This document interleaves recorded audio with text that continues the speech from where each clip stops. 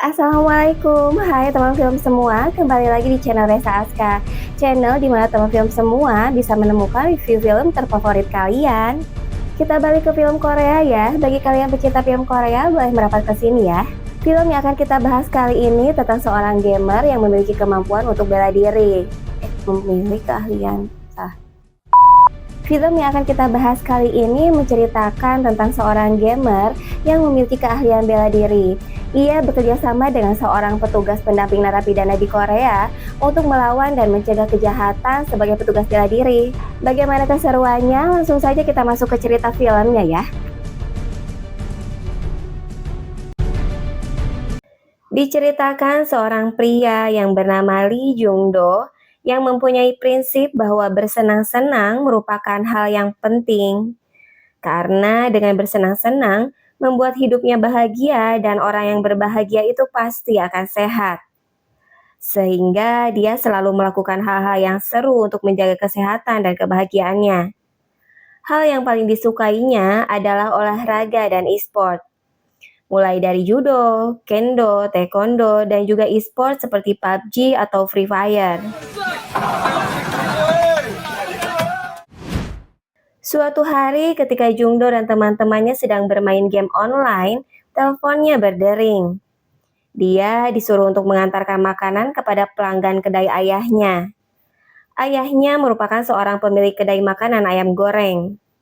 Kemudian, dia pun segera berangkat menggunakan sepeda miliknya untuk mengantarkan makanan ke pelanggan ayahnya.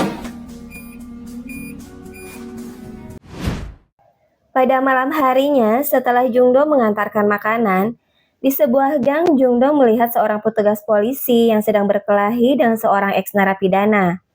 Polisi tersebut terlihat kewalahan menghadapinya. Kemudian, Jungdo pun menghampiri untuk membantu polisi tersebut. Dengan sekali bantingan, Jungdo dapat melumpuhkan ex-narapidana itu.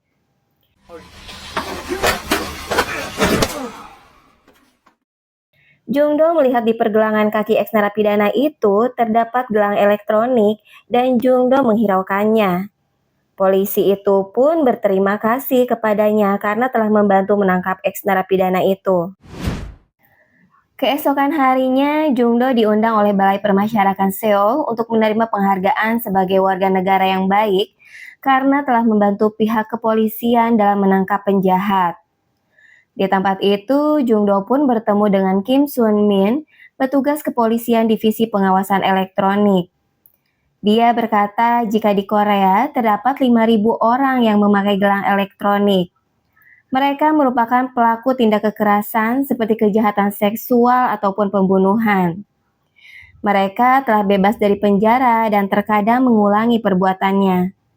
Oleh sebab itu, mereka dipasangi pelacak di pergelangan kaki mereka untuk diawasi 24 jam agar mereka tidak mengulangi perbuatannya. Dia berkata bahwa petugas polisi yang dibantunya malam itu bernama Cho. Dia merupakan seorang petugas bela diri. Dia sedang bertugas melakukan penindakan karena terkadang orang-orang yang diawasi tersebut menimbulkan masalah. Saat itu terjadi, mereka harus cepat merespon ke lokasi untuk melindungi warga sipil. Namun, petugas yang berkompeten dalam hal bela diri, mereka sangat terbatas dalam menangani atau menangkap residivis. Oleh sebab itu, dikirimlah Cho, petugas yang masih muda dan kuat, serta menguasai teknik bela diri. Merekalah yang biasa disebut petugas bela diri. Kim bertanya, apa pekerjaan Jungdo? Jungdo menjawab bahwa pekerjaannya adalah kurir makanan di kedai milik ayahnya. Kim diberitahu oleh Cho jika Jungdo seperti atlet taekwondo atau judo pada saat melawan residivis tadi malam. Jungdo menjawab, jika dia tingkat 3 di taekwondo dan judo. Kim kemudian berkata bahwa sebenarnya petugas bela diri di divisinya bekerja dalam 3 shift. Namun karena Cho terluka dalam kejadian tadi malam, menyebabkan 2 orang petugas bela diri yang lainnya harus bekerja dalam 2 shift selama 5 minggu. Mereka harus bekerja 12 jam dalam sehari. Dan itu adalah tugas yang sangat berat. Tidak mungkin mereka menambah petugas hanya untuk 5 minggu selama Cho di rumah sakit. Namun Cho berkata kepada Kim, pada saat Jungdo melumpuhkan residivis itu, dia berpikir alangkah baiknya jika Jungdo dapat membantu mereka. 저희가 하는 일이 Jungdo bertanya, apakah hal ini merupakan hal yang menyenangkan? Karena baginya yang terpenting adalah melakukan hal yang menyenangkan. Kim menjawab, setiap orang punya penilaian yang berbeda tentang apa yang menyenangkan. Namun dia jamin pekerjaannya adalah pekerjaan yang sungguh membanggakan dan bermakna karena menjaga warga negara yang tidak bersalah. Jungdo bertanya kembali, apakah itu hal yang menyenangkan? Kim menjawab, jika ketika Jungdo melakukan pekerjaan ini, dia akan merasakan banyak hal. Kim pun kemudian memberikan kartu namanya. Keesokan harinya pada saat berkumpul dengan teman-temannya, Jungdo bercerita tentang petugas bela diri. Teman-temannya mendukung agar Jungdo menerima tawaran pekerjaan itu. Dia pun menemui ayahnya dan bertanya mengenai petugas bela diri. Ayahnya menjawab, dia senang jika Jungdo mau belajar sambil menghadapi tantangan dan menyarankan untuk mencoba pekerjaan itu. Dan akhirnya Jungdo pun menerima tawaran dari Kim. Keesokan harinya, Jungdo pergi menemui Kim dan berkata jika dirinya akan menerima pekerjaan yang Kim tawarkan menjadi petugas bela diri di Balai Permasyarakatan Seoul. Kim pun memperkenalkan Jungdo ke anggota petugas yang lain. Dia menjelaskan bahwa Jungdo akan membantu mereka nanti. Di sana, Jungdo diperkenalkan dengan Dongwon, petugas bela diri senior. Dia akan mengajarkan cara memakai programnya. Kemudian, Dongwon memperlihatkan lokasi para ex-narapidana yang berwarna hijau dari sebuah layar komputer. Orang-orang yang diawasi mereka diantaranya ada pemerkosa anak di bawah umur, pembunuh orang tua, dan lain-lain. Dongwon berkata, saat baterai gelang kaki yang dipakai para ex-narapidana mencapai 30%, maka layar akan berubah menjadi warna kuning.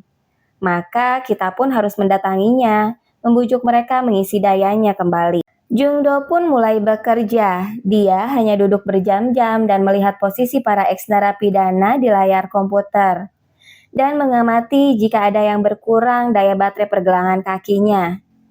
Tak lama kemudian, ada satu orang ex-narapidana yang berubah menjadi kuning pada layar komputer. Jungdo kemudian mengkliknya dan melihat profil dari ex-narapidana tersebut. Ex-narapidana itu bernama Lee Yang-ho dengan kasus kejahatan seksual. Kemudian Jungdo menelpon ex-narapidana tersebut dan meminta agar dia mengisi daya baterai pergelangan kakinya. Namun Yang-ho malah memakinya dan menutup teleponnya. 전화가 끊어졌네? 알았다고 씨발려나. Jungdo pun memberitahu hal itu kepada Kim. Kim pun memerintahkan kepada Jungdo untuk bersiap-siap untuk menemui Yang Ho. Sebelum berangkat, Jungdo diberi peralatan berupa rompi anti senjata tajam, body cam, dan alat setrum listrik. Jungdo dan Kim pun berangkat ke rumah Yang Ho. Sesampainya di sana, Jungdo mengamati kondisi luar rumah Yang Ho. Kim mengajak Jungdo untuk segera masuk ke rumah Yang Ho. Namun Jungdo berkata bahwa ia akan berjaga di belakang saja. Dia menebak jika Yang Ho nanti akan kabur melewati jendela rumahnya dan melompat ke bawah.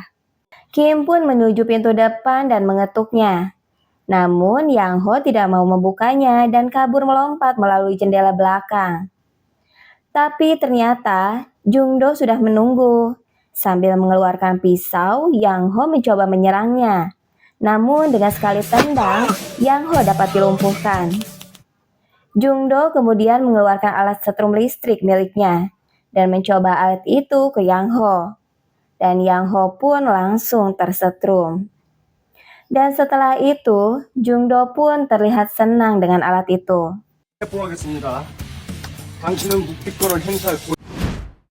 Singkat cerita, kasus kedua pun muncul. Jungdo melihat layar di komputernya kembali berwarna kuning. Kali ini seorang pria bernama Lee Jong-in dengan kasus kejahatan seksual terhadap anak di bawah umur. Kembali, Kim dan Jungdo mencoba menangkap ex-narapidana tersebut. Mereka menemukan Jong In sedang melakukan hal tak senonoh di ruang publik. Jung Do pun mengejarnya dan berhasil menangkapnya. Pada saat akan menghajar eks-narapidana itu, Kim mencegahnya dan berkata jangan sampai terprovokasi oleh eks-narapidana. Dia harus bisa menahan amarahnya. Mereka pun akhirnya bisa melaksanakan tugasnya. Kim mengajak Jung Do untuk ditraktir makan. Jung Do menolaknya karena dia sudah ada janji dengan teman-temannya. Namun, jika Kim bisa mentraktir dia dan teman-temannya, maka dia bisa ikut bersama Kim. Dan Kim pun menyanggupinya. Malam harinya, mereka pun bertemu di sebuah tempat makan. Jung Do memperkenalkan ketiga temannya, yaitu seorang penulis yang biasa dipanggil Kei. Kemudian si lembab karena hidungnya selalu basah. Dan terakhir, si cacing karena walaupun diinjak, dia tidak pernah marah. Mereka pun mulai memesan makanan dan minuman.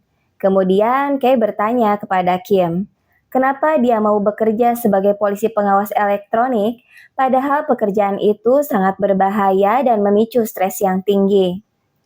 Kim berkata bahwa pada saat umurnya 10 tahun, suatu hari mobil yang dinaikinya sedang berhenti.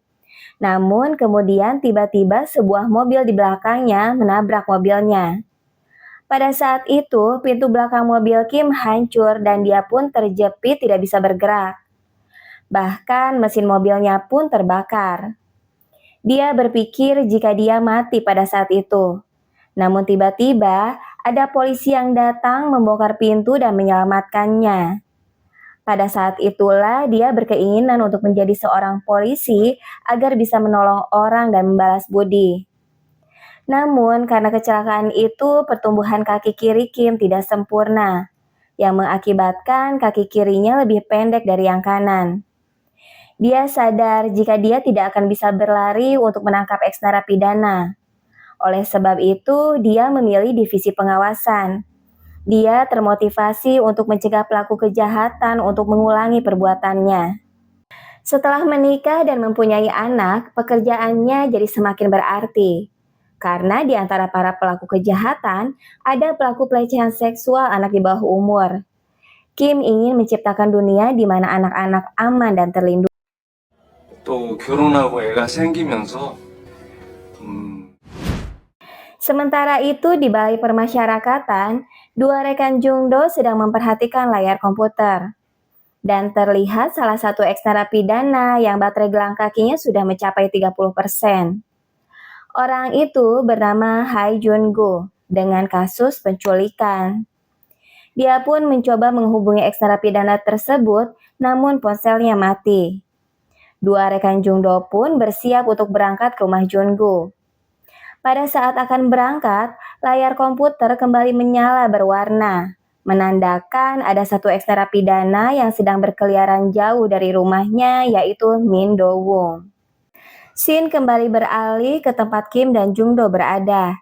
Mereka telah selesai makan. Tiba-tiba kemudian Kim ditelepon oleh rekan Jung Do yang memberitahukan jika satu eks-narapidana hilang kontak yang bernama Jun Go, sehingga mereka berdua akan pergi ke Bukrindong. Namun ada satu lagi eks-narapidana yang berkeliaran di daerah Seorindong yang bernama Min Do Woong. Kim pun berkata bahwa dirinya akan ke tempat Do Woong, sementara kalian pergi ke tempat Hai Jun Go. Kim bertanya catatan kriminal Do Woong. Mereka menjawab jika Do Woong dipenjara 20 tahun karena pembunuhan dan baru bebas 3 bulan yang lalu. Kim dan Jung Do beserta teman-temannya segera berangkat ke tempat eks-narapidana Do Woong. Mereka pun sampai ke tempat yang dituju dan menyuruh teman-teman Jung Do untuk tetap di mobil karena hal ini sangat berbahaya. Kim dan Jung Do pun segera mencari Do Woong. Di jalan, mereka menemukan gelang kaki milik Do Woong yang telah diputus menggunakan pisau, sehingga mereka pun kesusahan melacaknya. Jung Do bercerita bahwa si lembab memiliki drone. Hal itu dapat membantu menemukan Do Woong. Mereka pun menggunakan drone untuk mencarinya. Setelah drone diterbangkan, tak lama kemudian, mereka berhasil melihat Do Woong melalui tablet milik Kim. Segera Jung Do pun mengejarnya. Sebelum pergi, Kim memberikan earphone kepadanya agar mereka terhubung dan Kim dapat memberitahu posisi Do-woong.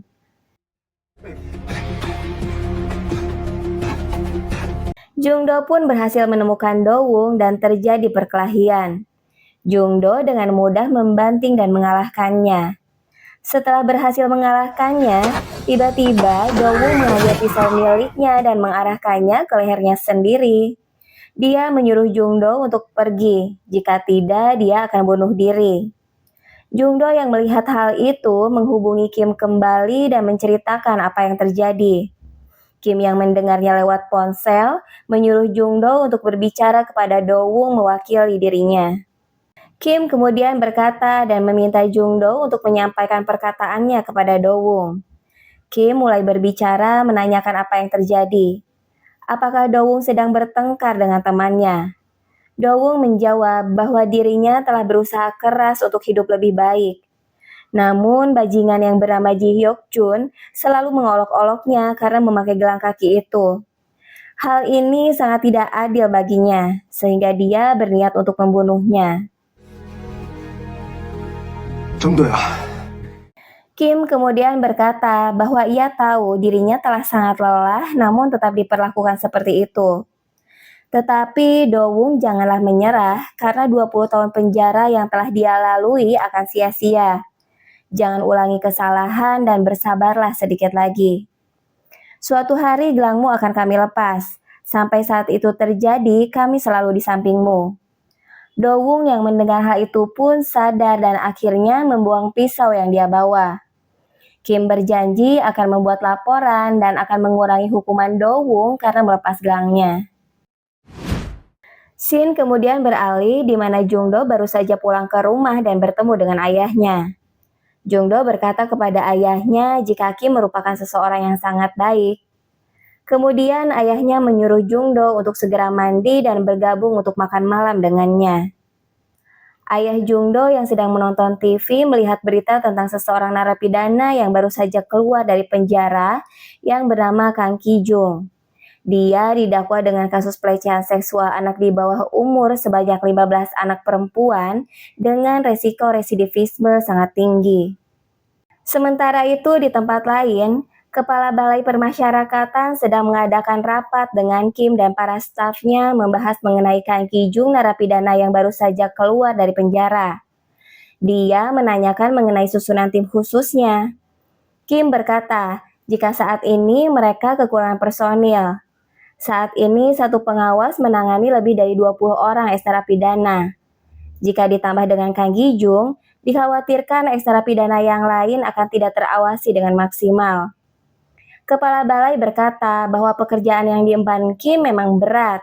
Namun masalahnya tidak mudah untuk menambah anggaran dan merekrut petugas baru.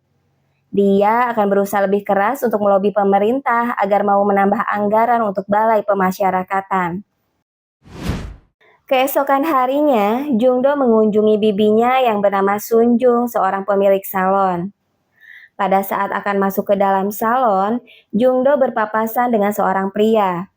Jungdo melihatnya sekilas, kemudian masuk untuk menemui bibi Sunjung. Jungdo berkata jika dia ingin memotong rambutnya agar lebih rapi dan mencatnya dengan warna hitam. Tampilan Jungdo sekarang lebih rapi setelah dipotong rambutnya. Dalam perjalanan pergi ke kantornya, Jungdo tak sengaja melihat seorang pria dengan gelang kaki elektronik sedang berada di sebuah restoran. Dia memperhatikan pria tersebut sedang memberikan uang kepada pramusaji sambil memegang-megang tangan pramusaji wanita itu secara tidak sopan. Kemudian Jungdo pun bergegas pergi ke kantornya. Sesampainya di kantor, Jungdo langsung menyalakan komputer dan mencari tahu profil ex-narapidana yang dia temui tadi. Dia melihat jika pria tersebut bernama Kim Gun-nam dengan kasus kejahatan seksual dan beresiko tinggi untuk mengulanginya. Jungdo pun memberitahukan hal itu kepada Kim. Kim pun kemudian menelpon Gun-nam. Gun-nam malah memaki Kim dan berkata jika dirinya hari ini akan bermain sesuka hatinya, dan ia pun menutup teleponnya. Jungdo dan Kim pun kemudian bergerak untuk menangkap Gun-nam. Mereka pergi menuju restoran pada saat Jungdo melihatnya. Mereka menunjukkan foto Gunam kepada pramusaji restoran tersebut. Pramusaji itu berkata bahwa orang itu pergi keluar namun dia tidak ingat pergi ke arah mana. Kim dan Jungdo pun berpencar agar cepat menemukan Gunam. Kim berkata kepada Jungdo, targetnya adalah tempat atau toko yang hanya ditunggui oleh satu karyawati saja. Jungdo dan Kim terus mencari namun belum menemukannya. Tiba-tiba, Jungdo teringat akan bibinya. Sementara itu, Sunjun yang seorang diri sedang berada di salon miliknya dikejutkan dengan kedatangan Gunam yang masuk ke dalam salon kemudian mengunci pintunya.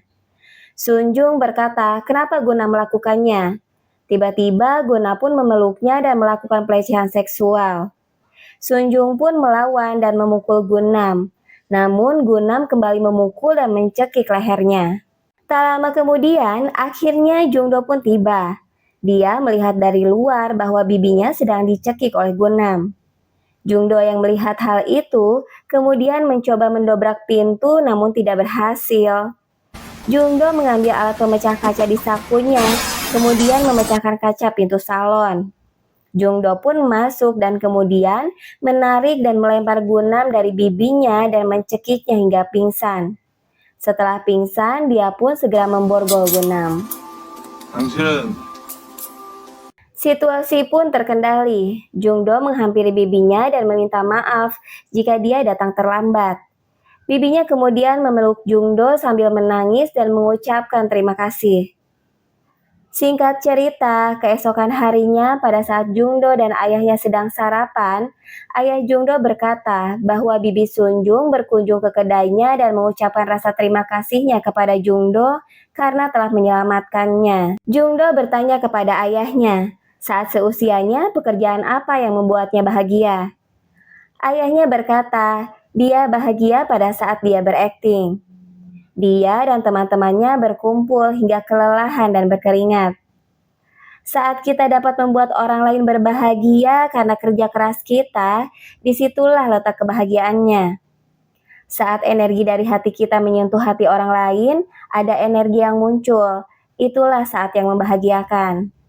Scene beralih ke Balai Permasyarakatan. Di sana sedang dilakukan rapat bahwa kantor pusat akan mengirimkan 2 orang pengawas untuk mengawasi Kang Ki-jung. Kementerian Keuangan menyetujui anggaran untuk merekrut 2 petugas bela diri lagi. Kim berkata, dari 15 kejahatan seksual yang dilakukan oleh Kang Ki-jung, 14 diantaranya dilakukan di jam pulang sekolah. Oleh sebab itu, hal terpenting adalah pengawasan di siang hari. Kim menawarkan diri jika dia yang akan mengawasinya pada siang hari. Singkat cerita, Jungdo bertemu dengan Kim dan berkata bahwa dirinya ingin bekerja sebagai petugas bela diri secara permanen dan menginginkan untuk terus bekerja di sini selamanya. Kim yang mendengar hal itu merasa senang. Kemudian dia berkata, jika 10 hari lagi dia akan menjadi tim pengawas seorang pemerkosa bernama Kang Ki-jung. Dia ingin Jungdo untuk bekerja bersamanya. Beralih ke scene di mana Kang Ki-jung pun telah bebas dari penjara. Kim dan Jungdo pun berangkat menuju lembaga permasyarakatan Jeonan untuk menjemput Ki-jung. Sebelum berangkat, Jungdo diberi sebuah jaket lengkap dengan emblem Kementerian Hukum dan Balai Permasyarakatan. Akhirnya mereka pun bertemu dengan Ki-jung. Kim memasangkan gelang elektronik kepada Ki-jung sambil berkata bahwa dirinya dilarang melepas dan merusak perangkat dengan cara memutuskan sambungan dan mengubah atau merusak data di dalamnya. Setelah keluar dari penjara, dia berada dalam pengawasan dan pelacakan 24 jam oleh petugas. Kim pun memberikan sebuah ponsel kepada Ki-jung untuk alat mereka berkomunikasi. Ki-jung akhirnya menikmati udara bebas. Dia pun diantarkan ke rumahnya dengan kawalan ketat polisi. Berita mengenai bebasnya Ki-jung, pelaku kejahatan seksual terhadap 15 anak di bawah umur pun viral menjadi bahan perbincangan semua orang. Awak media dan warga sudah menunggu di depan kediaman Kang Ki-jung. Mereka melakukan demo menolak kedatangan Ki-jung dan seharusnya Ki-jung dihukum mati atau dikebiri. Iring-iringan mobil Ki-jung datang. Sebagai bentuk kemarahan warga, mobil mereka dilempari telur busuk dan berbagai macam benda. Bahkan ada seorang warga yang naik ke mobil yang dikendarai oleh Ki Jung meminta Ki Jung untuk dihukum mati. Namun petugas kepolisian dengan sigap menangkap orang tersebut. Dengan penjagaan pihak kepolisian, Ki Jung pun akhirnya dapat masuk ke dalam rumahnya. Malam harinya terlihat seorang pria mengetuk rumah Ki Jung dan memberinya sebuah jaket. Ia mengajak Ki Jung untuk merokok dan minum-minum. Ki Jung pun memperlihatkan kaki yang telah memakai gelang elektronik.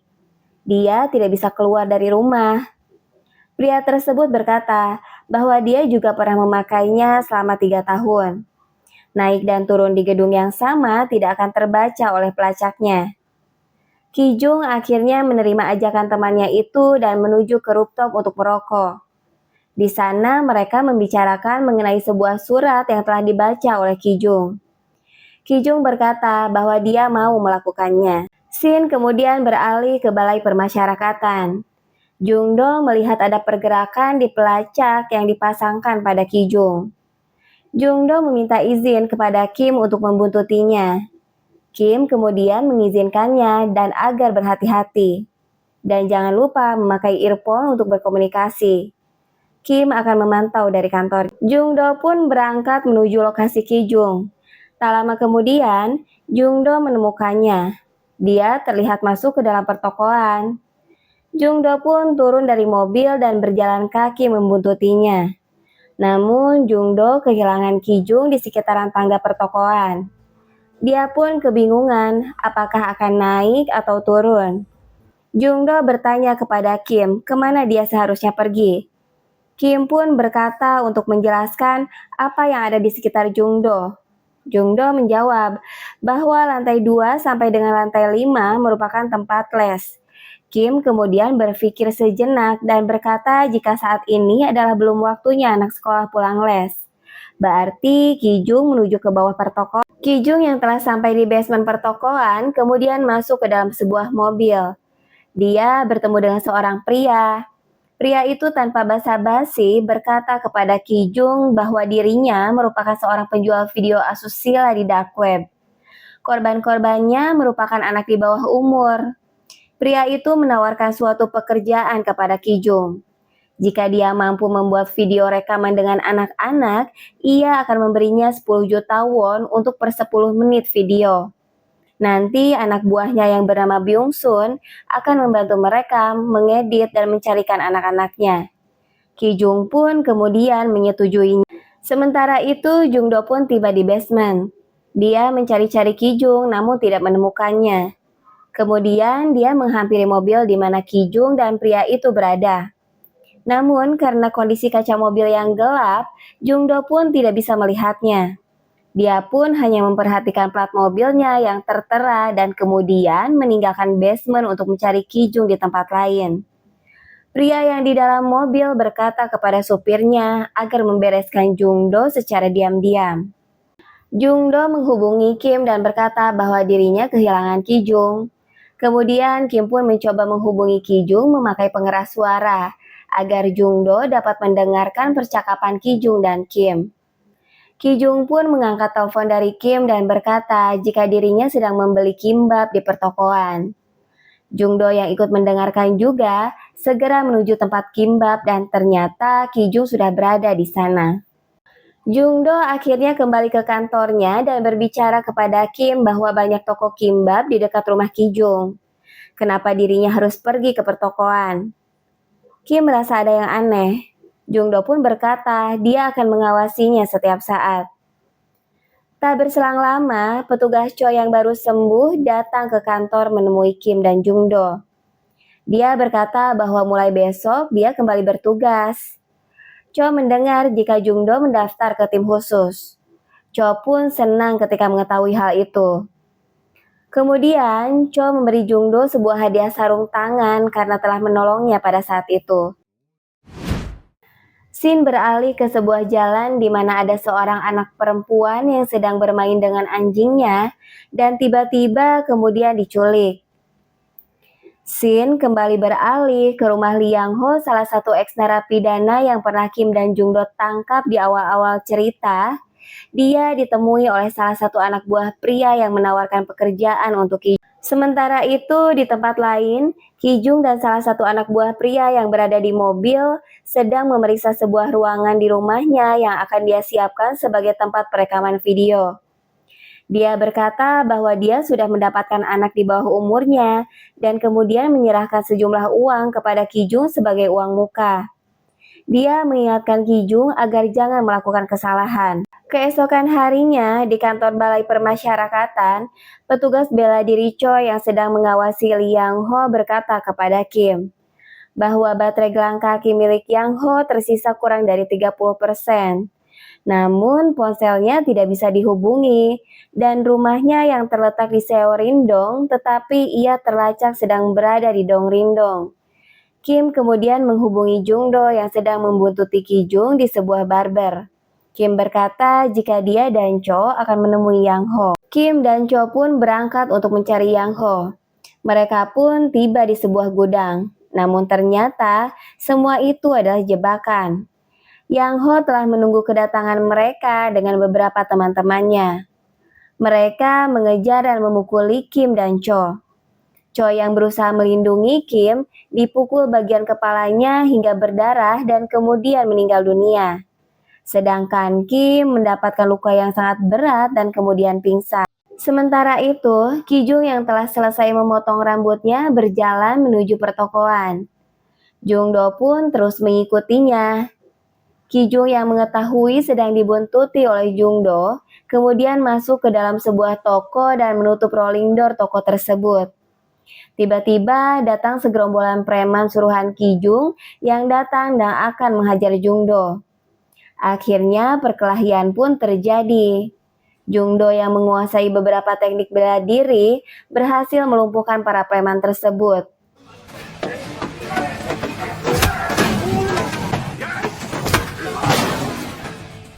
Setelah kejadian itu, Jungdo berusaha menelpon Kim namun tidak ada jawaban.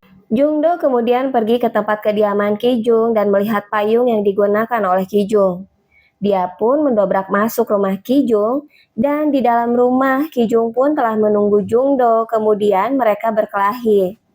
Tiba-tiba teman Kijung datang dan menusuk perut Jungdo. Namun Jungdo berhasil melumpuhkannya. Jungdo kembali berkelahi dengan Kijung dan berhasil membuat Kijung pingsan.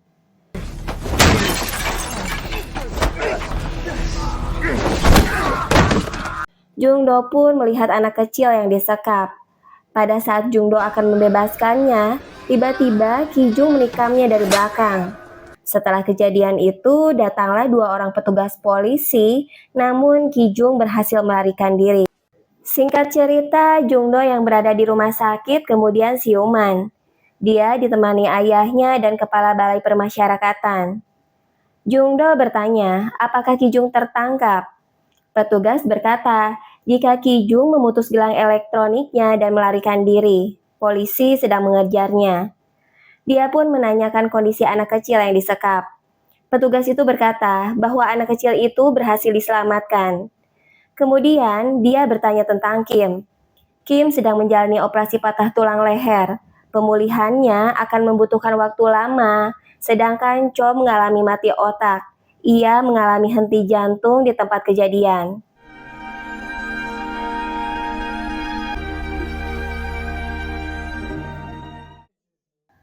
Waktu pun berlalu. Pada saat Jungdo menerima penghargaan sebagai warga pemberani, seorang wanita menemuinya. Dia adalah bibinya Minju, gadis kecil yang waktu itu Jungdo selamatkan. Dia menitipkan surat untuk Jungdo yang intinya dia berterima kasih karena telah menyelamatkannya sehingga dia bisa bertemu kembali dengan ayah dan ibunya.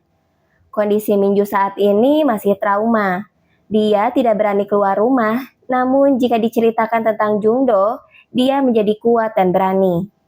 Sementara itu, Kim yang sedang dirawat di rumah sakit dijenguk oleh Jungdo dan teman-temannya. Jungdo menceritakan tentang Minju kepada Kim. Anak kecil yang dia tolong mengalami trauma dan takut untuk keluar rumah. Kim berkata kepada Jungdo agar menyerahkan hal ini kepada polisi. Kim paham akan perasaan Jungdo, namun sekarang Jungdo sedang terluka. biarkan kepolisian yang mengejarnya. Jungdo dan teman-temannya pun kemudian meninggalkan rumah sakit. Jungdo berkata kepada teman-temannya apa yang bisa dia lakukan untuk menemukan Kijung. Teman-temannya berkata jika mereka akan membantunya. Jungdo berkata saat membuntuti Kijung, dia pernah melihat sebuah mobil dengan kaca yang gelap yang membuatnya curiga. Mobil Range Rover berwarna hitam dengan plat nomor 100TA5525. Si lembab akan menanyakan tentang mobil itu ke kakaknya. Jungdo berkata, dia membutuhkan sejumlah peralatan. Si cacing menjawab, buat saja daftar alat yang Jungdo butuhkan. Dia akan menyediakannya. Scene beralih di mana Lembab dan kakaknya sedang melakukan pencarian informasi tentang mobil Range Rover warna hitam dengan plat nomor 100TA5525. Mereka berhasil menemukan alamat pemilik mobil tersebut, kemudian kakaknya Lembab memberikan kepadanya flash disk untuk dipasangkan agar bisa dikendalikan dari jarak jauh. Sedangkan Cacing dan Kei berada di sebuah toko membeli perlengkapan outdoor untuk Jungdo. Keesokan harinya, Jungdo bersama ketiga temannya memasuki sebuah apartemen dan mencoba masuk ke dalam sebuah kamar. Jungdo menemukan seorang pria yang terkejut akan kedatangan Jungdo dan kemudian si pria itu mencoba melarikan diri. Namun Jungdo berhasil menangkapnya dan mengikatnya di sebuah kursi. Lembab kemudian mulai menjalankan aksinya. Dia memasukkan flash disk ke dalam komputer pria tersebut dan kemudian menemukan ratusan video eksploitasi seksual anak di bawah umur. Jungdo kemudian menendang pria tersebut hingga terjatuh. Jungdo mengambil alat penyetrum dan bertanya apakah dia yang menyuruh Kijung untuk membuat video seksual. Pria itu tidak mau memberitahu Jungdo tentang keberadaan Kijung. Jungdo yang akan menyetrumnya ditahan oleh teman-temannya. Namun, tiba-tiba Jungdo secara tidak sengaja malah menyetrum mata dari pria tersebut.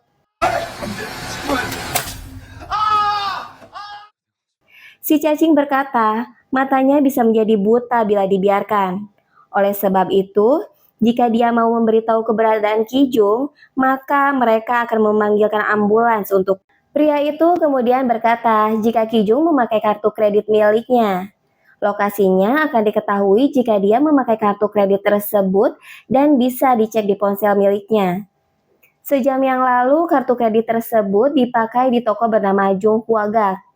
Pria itu telah memberikan semua informasi. Dia meminta untuk dipanggilkan ambulans untuk membawanya segera ke rumah sakit. Namun mereka malah menghubungi kepolisian dan menyerahkan pria tersebut. Malam harinya di rumah Jungdo, mereka berkumpul mulai mengatur rencana menemukan Kijung. Pemakaian kartu kredit menandakan bahwa Kijung memakainya untuk membayar di sejumlah toko dan penginapan. Jungdo menyuruh Lembab untuk menyiapkan drone. Keesokan harinya, pada saat mereka akan berangkat, Jungdo dilarang pergi oleh ayahnya. Dia berkata bahwa Jungdo baru saja ditikam. Lebih dalam sedikit lagi dia bisa mati. Jungdo berkata 3 bulan yang lalu dia tidak mengetahui sedikit pun tentang gelang kaki elektronik. Namun sekarang dia telah mengetahui banyak hal. Gadis kecil yang ia selamatkan dulu belum bisa keluar rumah karena trauma dan takut. Umurnya hanya 10 tahun, namun luka di hatinya tidak bisa disembuhkan. Dan yang lebih menyakitkan, setan yang bernama Kijung ternyata masih menyakiti gadis kecil lainnya. Oleh sebab itu, Jungdo ingin bekerja keras melakukan hal yang baik dan tak ingin menyesal di kemudian hari. Dia tidak bisa tinggal diam melihat anak-anak kecil yang tak berdosa disakiti oleh predator seksual anak di bawah umur. Ayahnya yang terenyuh mendengar hal itu, akhirnya mengizinkan mereka untuk pergi dan menyuruh Jungdo untuk menjaga dirinya. Mereka pun mulai melakukan pencarian Kijung. Jungdo tak lupa memakai sarung tangan pemberian Cho. Jungdo dan yang lainnya pun berpencar dan mulai mencarinya. Sedangkan Lembab mulai menerbangkan drone miliknya. Tak berselang lama, Cacing menemukan sebuah losmen dengan beberapa piring makanan di luar dan banyak sepatu pria di dalamnya. Jungdo pun segera menghampiri si Cacing. Jungdo berkata kepada teman-temannya agar tunggu di mobil, kemudian dia pun masuk ke dalam. Jungdo pun menemukan Kijung dan teman-temannya. Perkelahian pun terjadi.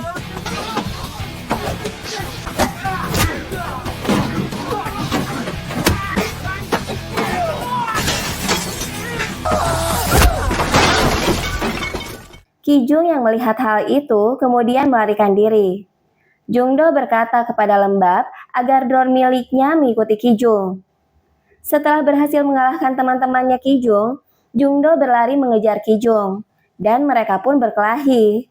Di tengah perkelahian, Jungdo mulai terdesak oleh Kijung. Namun tiba-tiba drone milik Lembab menghantam muka Kijung untuk membantu Jungdo. Keadaan pun terbalik. Kali ini Kijung yang terdesak. Dan akhirnya Jungdo dapat melumpuhkannya. Dan kemudian ia pun memborgol kedua tangan Kijung. Keesokan harinya, Jungdo dan teman-temannya mendapatkan penghargaan sebagai warga negara pemberani oleh Presiden. Dia berterima kasih karena Jungdo telah menyelamatkan nyawa orang, sesuatu hal yang luar biasa. Mereka pun berfoto bersama dengan Presiden. Tak lama kemudian, Minju datang dan memberikan bunga kepada Jungdo dan mengucapkan terima kasih atas apa yang dilakukannya.